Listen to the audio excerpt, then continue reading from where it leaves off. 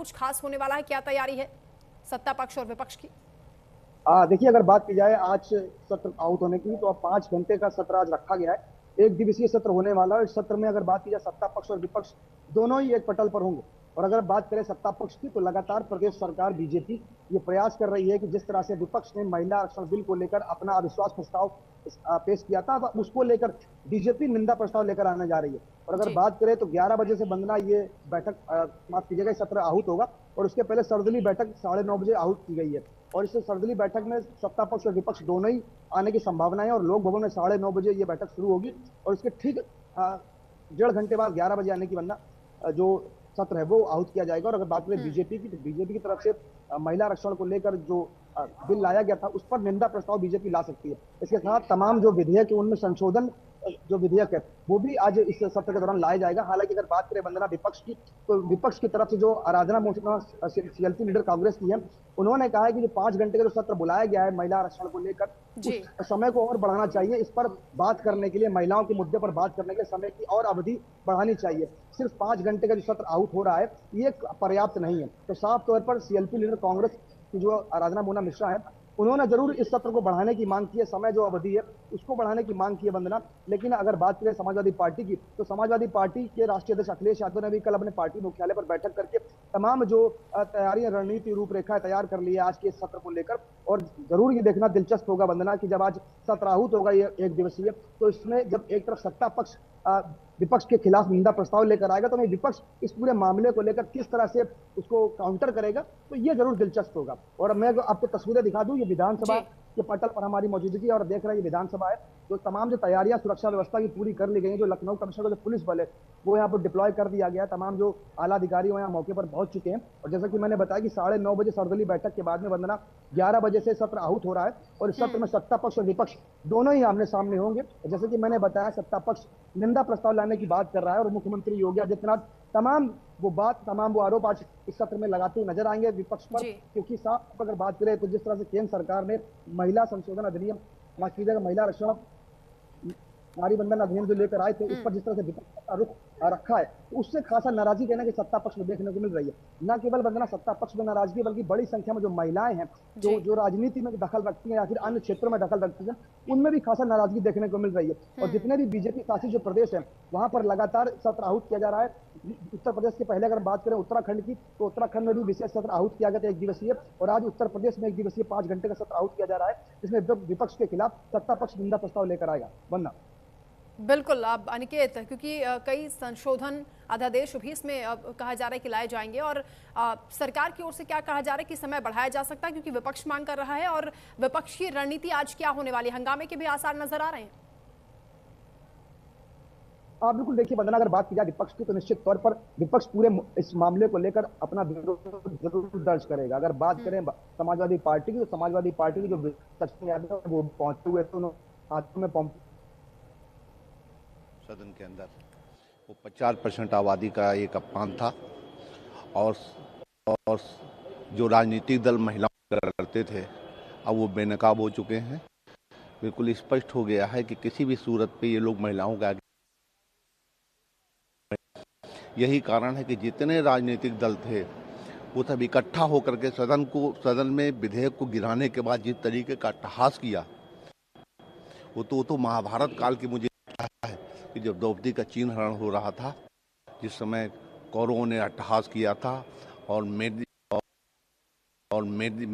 ही दृश्य सदन के अंदर मौजूद था।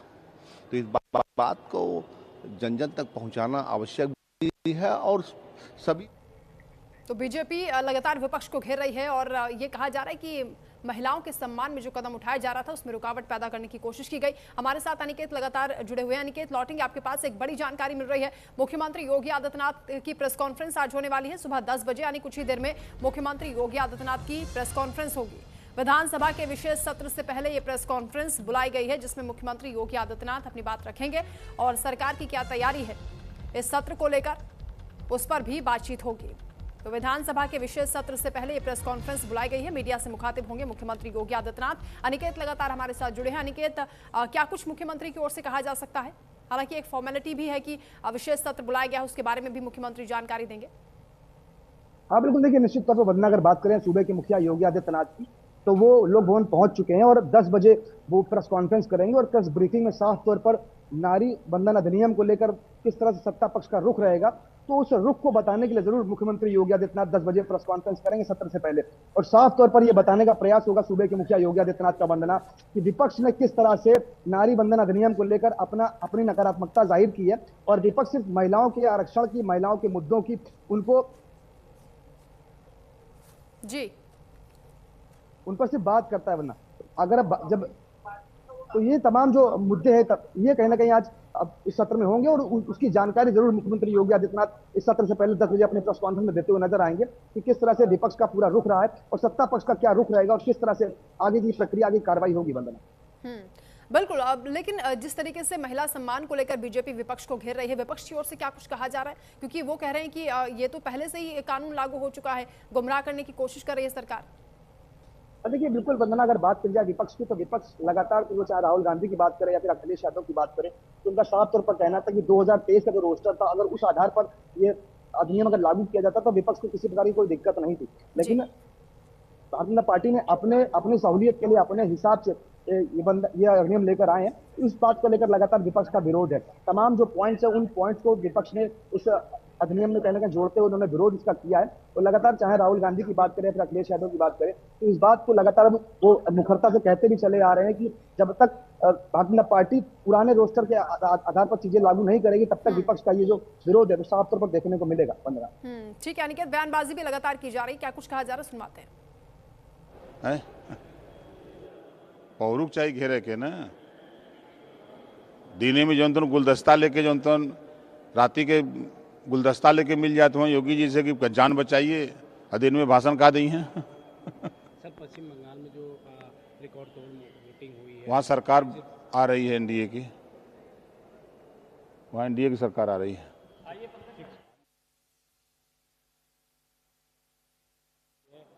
महिला सशक्तिकरण को लेकर बैठक भी होने जा रही है मुख्यमंत्री के साथ, क्या कुछ तैयारियां हैं? क्या देखिए विशेष सत्र बुलाया गया है जिसमें महिला सशक्तिकरण, नारी बंधन अधिनियम जो बिल विपक्ष ने विशेष सत्र 16-17 जुलाई को जो दिल्ली में हुआ अप्रैल में उसको गिराने का काम किया, उसी पर आज विधानसभा में चर्चा होगी। अभी उसी की विधानमंडल की बैठक होने जा रही है। आरक्षण विधेयक को लेकर देखिए प्रदेश और देश की मातृशक्ति को ये जानने का अधिकार है कि उनके खिलाफ, उनके हितों के खिलाफ कौन साजिश कर रहा है और ये विशेष सत्र मातृशक्ति के बीच में ये संदेश देने का काम करेगा कि कौन उनके पक्ष में है, कौन उनके विपक्ष में है। तो ये बहुत जरूरी है। मैं अपने माननीय मुख्यमंत्री जी का और माननीय विधानसभा अध्यक्ष जी का मैं बहुत स्वागत करता हूं, अभिनंदन करता हूं। सर विपक्ष आज भी घेरने की तैयारी कर रहा है और वो क्या, जो पहले से घिरे हुए हैं वो क्या घेरेंगे? जी विशेष सत्र की शुरुआत होने जा रही है, बैठक भी है, क्या तैयारी? अब आज सत्र चलेगा। जिन लोगों ने महिलाओं का अधिकारों का हनन किया है उनको सजा तो भोगनी पड़ेगी, महिलाएं उनको दंडित करेंगी। महिला आरक्षण विधेयक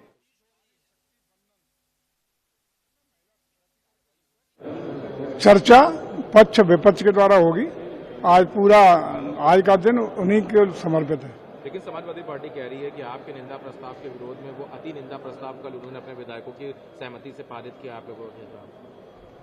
अब चलिए वो उनका अलग अलग विषय, हमारा किसी की विषय पर के पूरा जनता के सामने वो प्रदर्श है कि महिला सशक्तिकरण क्यों आवश्यक है, हमारे एनडीए के द्वारा, हमारे भाजपा के द्वारा क्या प्रयास किए जा रहे हैं और उन प्रयासों के तहत क्या हमारी भावी योजनाएं हैं किस तरह हम लोग कर सकते हैं। लेकिन विपक्ष की भूमिका उसमें नेगेटिविटी के साथ क्या है, इस पर ही सब चलता। दल की बैठक जब भी सत्र होती है उसी के क्रम में आज की बैठक हो रही है और नारी के सम्मान में भाजपा मैदान में आधी आबादी का अधिकार दिलाए बगैर भारतीय जनता पार्टी और हमारे शीर्ष नेता माननीय प्रधानमंत्री श्री नरेंद्र मोदी जी ने कहा है, ना हौसला टूटा है, ना हिम्मत हारे हैं और महिलाओं का जो हक है उनको दिला करके रहेंगे। और Samajwadi party, Congress party, DMK, TMC इसमें बाधा डाली हैं, इस बाधा डालने की सजा उनको मिलेगी, करारी सजा मिलेगी। 26 में तो ममता बनर्जी जी को मुझे लगता है मिल चुकी है और अखिलेश यादव और पूरे प्रदेश में एक बड़ी मुहिम आदरणीय प्रधानमंत्री नरेंद्र मोदी जी के मार्गदर्शन में देश की आधी आबादी के हक में हम सब प्रारंभ करेंगे और यहाँ से जाएगा कि आदरणीय प्रधानमंत्री जी आप आगे बढ़ें, प्रदेश आपके साथ है। और समाजवादी पार्टी ने महिलाओं के अधिकारों पर जो कुठाराघात करने का काम किया है और कांग्रेस भी इसमें शामिल है, इसको बेनकाब करने का काम हम सब करेंगे।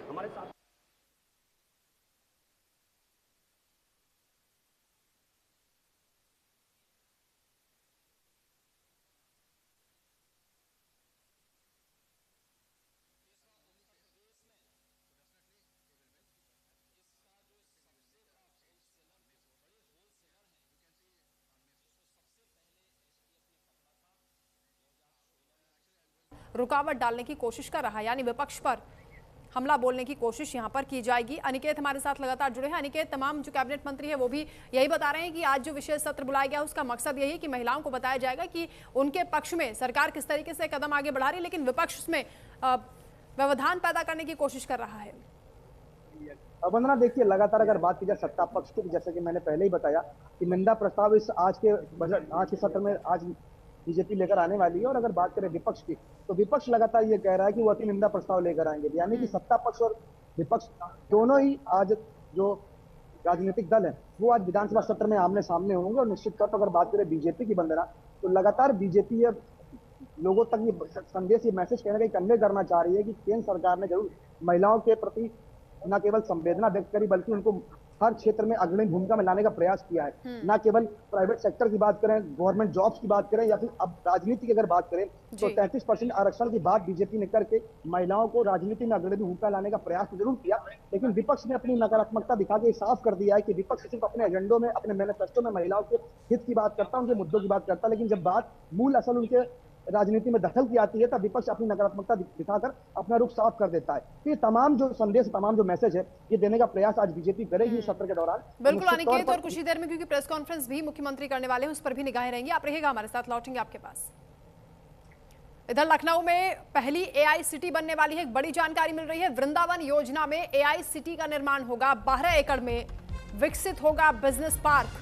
आवास विकास बोर्ड ने इसे मंजूरी दे दी है। उत्तर प्रदेश इलेक्ट्रॉनिक्स विभाग के साथ मिलकर आवास विकास परिषद शहर में पहली AI सिटी कम बिजनेस पार्क विकसित करने वाला है। इसको लेकर बुधवार को आवास विकास बोर्ड ने मंजूरी दे दी है, यानी हरी झंडी दिखा दी है।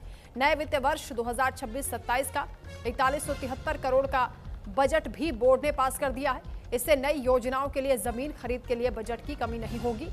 प्रमुख सचिव आवास P गुरु प्रसाद की अध्यक्षता में बैठक हुई, जिसमें प्रस्ताव पास किए गए और उसके बारे में सचिव आवास विकास परिषद नीरज शुक्ला ने जानकारी दी है। उन्होंने बताया कि वृंदावन योजना के सेक्टर 15 में PPP मॉडल पर AI सिटी विकसित होगी। इसको लेकर यूपी इलेक्ट्रॉनिक्स विभाग के साथ MOU को बोर्ड ने मंजूरी दे दी है। AI सिटी के लिए परिषद 12 एकड़ जमीन देगा। इसकी कीमत करीब 368 करोड़ है। AI सिटी विकसित करने के लिए कंपनी का चयन RFP के जरिए किया जाएगा। जिस कंपनी का सिलेक्शन होगा उसके साथ रेवेन्यू की भी शेयरिंग होगी। इसमें भी जो आय होगी उसमें परिषद 40% का हिस्सा लेगी। प्रोजेक्ट 3 साल में पूरा किया जाएगा। तो लखनऊ में पहली AI सिटी बनेगी। हमारे साथ अनिकेत जुड़े हैं। अनिकेत, क्या जानकारी है, क्या पूरी तैयारी, क्या रोड मैप होगा AI सिटी बनाने को लेकर? देखिए, अगर बात की जाए वंदना AI सिटी की, तो लगातार उत्तर प्रदेश सरकार और मुख्यमंत्री योगी आदित्यनाथ ये प्रयास कर रहे हैं कि तकनीक पर काम किया जाए और उस दिशा में एक बड़ी पहल, एक बड़ा प्रयास जरूर आवास विकास ने लिया है। और अगर बात की जाए 12 एकड़ जो विस्तार करने की बात लगातार की जा रही है कि AI जो सिटी है वो डेवलप की जाएगी और ये पूरा जो ये सिटी है ये PPP मॉडल पर इसको डेवलप किया जाएगा, यानी कि जो समय, जो अवधि तय की गई है वंदना, वो समय अवधि बहुत कम रहेगी और जल्द से जल्द इस AI सिटी को डेवलप किया जाएगा, जिसको लेकर जो जमीन है वो भी आवास विकास ने चिन्हित कर ली है। और कल एक बड़ी बैठक जब आवास विकास ने की थी, उस बड़ी बैठक में AI सिटी को प्रस्ताव रखा गया था, उस पर कहीं ना कहीं साफ तौर पर मंजूरी मिल चुकी है और अब कहीं ना कहीं रास्ता भी साफ हो चुका है कि उत्तर प्रदेश तकनीक पर तेज गति से काम होगा। क्योंकि अगर बात करें आर्टिफिशियल इंटेलिजेंस की, तो मुख्यमंत्री योगी आदित्यनाथ का प्रयास है कि लगातार तकनीक को और बढ़ावा दिया जा सके ताकि AI के माध्यम से और बृहद स्तर पर तकनीक पर काम किया जा सके। और अगर बात करें व्यापार या रोजगार की या फिर तमाम जो अलग अलग आयाम छूने का प्रयास उत्तर प्रदेश कर रहा है, तो उस आयामों को छू सके, तो उस दिशा में कहीं ना कहीं एक बड़ा कदम, एक बड़ी पहल है। और कहीं ना कहीं अगर बात करें तो ये जो सिटी है जल्द ही डेवलप होकर तैयार हो जाएगी। इसे तमाम जो जनता है उसको भी खासा इससे राहत मिलती हुई नजर आएगी। ठीक है, बहुत शुक्रिया अनिकेत आपका तमाम जानकारी के लिए। एक और बड़ी खबर का रुख करेंगे। पवन खेड़ा की अग्रिम जमानत याचिका को लेकर सुनवाई। सुप्रीम कोर्ट में अग्रिम जमानत याचिका पर सुनवाई होगी। खेड़ा ने सुप्रीम कोर्ट में अग्रिम जमानत याचिका दायर की है, इसी को लेकर सुनवाई होने वाली है। याचिका में गुवाहाटी हाईकोर्ट के फैसले को चुनौती दी गई है। गुवाहाटी हाईकोर्ट ने पवन खेड़ा की अग्रिम जमानत को खारिज कर दिया था और इसी को लेकर अब उन्होंने सुप्रीम कोर्ट का दरवाजा खटखटाया है, याचिका दाखिल की है और इस पर सुनवाई होने वाली है। तो महत्वपूर्ण जानकारी। और आज कांग्रेस नेता पवन खेड़ा की जमानत याचिका पर सुप्रीम कोर्ट में सुनवाई होने वाली है, जिसको लेकर सबकी निगाहें इस पर रहेंगी कि आखिर उन्हें यहां से राहत मिलती है या मुश्किलें और बढ़ेंगी। दरअसल पवन खेड़ा ने असम के मुख्यमंत्री हिमंता बिश्वा शर्मा की पत्नी रिंकी भूया पर आरोप लगाए थे कि उनके पास एक से ज्यादा पासपोर्ट है और विदेशों में उनकी संपत्तियां हैं। इसी मामले को लेकर हाईकोर्ट में उन्हें राहत नहीं मिली और अब उन्होंने सुप्रीम कोर्ट में याचिका दाखिल की है। मामले की सुनवाई जस्टिस जे.के. माहेश्वरी और जस्टिस अतुल एस. चंदुरकर की बेंच करने वाली है। पवन खेड़ा ने असम की निचली अदालत और गुवाहाटी हाईकोर्ट से राहत न मिलने के बाद सुप्रीम कोर्ट में अग्रिम जमानत याचिका दाखिल की है, जिसको लेकर सुनवाई आज होने वाली है। दरअसल हाईकोर्ट के आदेश को उन्होंने सुप्रीम कोर्ट में चैलेंज किया है। इससे पहले तेलंगाना हाईकोर्ट ने उन्हें 1 हफ्ते की ट्रांजिट बेल दी थी, जिस पर सुप्रीम कोर्ट ने रोक लगाते हुए पवन खेड़ा को अग्रिम जमानत के लिए गुवाहाटी हाईकोर्ट जाने का निर्देश दिया था। दरअसल पूरा मामला भी आपको बता देते हैं। कांग्रेस नेता पवन खेड़ा ने 5 अप्रैल को एक प्रेस कॉन्फ्रेंस बुलाई थी और इसमें मुख्यमंत्री हिमंता बिश्वा शर्मा की पत्नी पर उन्होंने कई आरोप लगाए थे। उन्होंने दावा किया था कि हिमंता की पत्नी के पास एक से ज्यादा पासपोर्ट है और विदेशों में संपत्तियां हैं, जिसका उल्लेख उन्होंने चुनावी हलफनामे में नहीं किया है। इसके बाद हिमंता बिश्वा शर्मा की पत्नी ने शिकायत की थी। गुवाहाटी क्राइम ब्रांच में पवन खेड़ा के खिलाफ कई धाराओं में मामला दर्ज हुआ था और हिमंता बिश्वा शर्मा ने कांग्रेस पर निशाना भी साधा था कि बगैर जांच के ही उन्होंने ये आरोप लगाए हैं, जो कि बेबुनियाद हैं। अब इसी मामले में पवन खेड़ा की मुश्किलें बढ़ गई हैं। हालांकि सुप्रीम कोर्ट में अब उन्होंने याचिका दाखिल की है अग्रिम जमानत को लेकर। सुनवाई आज इस पर होने वाली है। संवाददाता आंचल यादव इस वक्त हमारे साथ जुड़ रही हैं। आंचल, आज पवन खेड़ा के लिए बड़ा दिन होगा क्योंकि सुप्रीम कोर्ट में उन्होंने हाई कोर्ट के फैसले को चैलेंज किया है, जिसमें उन्हें जमानत देने से इनकार कर दिया गया था। तो क्या उम्मीद कर रहे हैं पवन खेड़ा?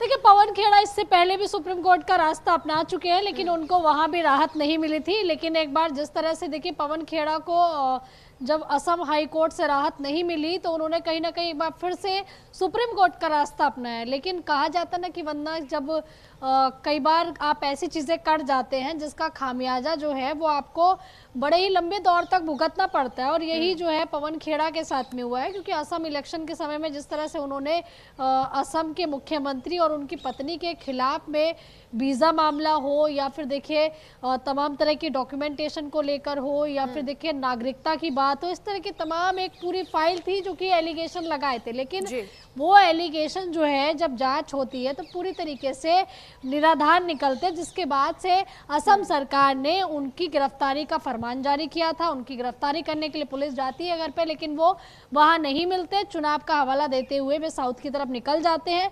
लेकिन इसके बाद से लगातार उनके ऊपर जो शिकंजा है कोर्ट का वो कसता हुआ दिखाई दे रहा है, क्योंकि असम सरकार लगातार उन पर एक्शन ले रही है। इससे पहले उन्होंने सुप्रीम कोर्ट का रुख अपनाया था तो वहां पर उनको कहीं ना कहीं राहत नहीं मिली थी और सरकार की तरफ से भी जवाब मांगा गया था और इनको भी राहत नहीं मिली थी। वहीं दूसरी तरफ जब हाई कोर्ट में देखिए मामला गया तो हाई कोर्ट ने उनको जमानत देने से मना कर दिया, जिसके बाद से उन्होंने एक बार फिर से सुप्रीम कोर्ट का रुख अपनाया। हालांकि देखिए आज इस पूरे मामले में सुनवाई होनी है वंदना, और उसके बाद ही साफ हो पाएगा कि आखिरकार पवन खेड़ा की मुश्किलें बढ़ती हैं या फिर उनको जमानत के मामले में सुप्रीम कोर्ट से राहत मिल जाती है। क्योंकि ऐसे कई मामले हो चुके हैं जिसमें विपक्ष के तमाम दलों के नेताओं को जो है जब स्थानीय कोर्ट से हाई कोर्ट से राहत नहीं मिलती है तो वो कहीं ना कहीं सुप्रीम कोर्ट का रास्ता अपनाते हैं और वहां पर देखिए बहस होती है, तथ्यों को पेश किया जाता है, चर्चा होती है दोनों तरफ के वकीलों में, और उसके बाद ही सुप्रीम कोर्ट कोई फैसला लेता है। हालांकि आज जब इस पूरे मामले में सुनवाई होगी तो उसके बाद देखना होगा कि आखिरकार कोर्ट की तरफ से पवन खेड़ा मामले में क्या कुछ कहा जाता है। कांग्रेस और कांग्रेस नेता दोनों के लिए महत्वपूर्ण दिन है आज, नजर रखेगा इस पर। आंचल, आप बने रहिए हमारे साथ, लौटेंगे आपके पास कुछ और खबरों पर भी आपसे अपडेट्स लेंगे। एक और बड़ी खबर है, आज से 2 दिवसीय लद्दाख दौरे पर अमित शाह जा रहे हैं। गृह मंत्री का ये दौरा महत्वपूर्ण होगा। भगवान बुद्ध के अवशेषों की प्रदर्शनी में हिस्सा लेंगे। भगवान बुद्ध के अवशेषों की पहली अंतर्राष्ट्रीय प्रदर्शनी होगी। 1 मई से ये प्रदर्शनी शुरू हो रही है। विश्व के कई हिस्सों में श्रद्धालु श्रद्धांजलि अर्पित करेंगे और इसी क्रम में गृह मंत्री अमित शाह भी 2 दिवसीय दौरे पर लद्दाख पहुंच रहे हैं। वो भी अवशेषों की प्रदर्शनी में हिस्सा लेंगे और श्रद्धांजलि अर्पित करेंगे। आंचल लगातार हमारे साथ जुड़ी हैं। आंचल, क्या पूरा कार्यक्रम होगा?